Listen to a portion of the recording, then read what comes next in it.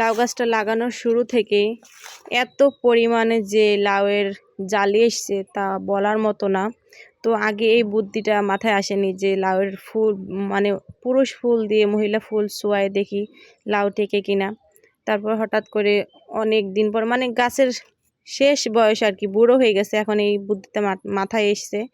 আসার পরে দেখেন ফুল ছোঁয়ানোর পরে মাশাআল্লাহ কতগুলো লাউ টিকছে। এই যে এদিকে আছে, তারপরে এই যে এই জায়গায় আছে একসাথে দুইটা, এই জায়গায় আছে একটা, এই জায়গায় আছে দুইটা,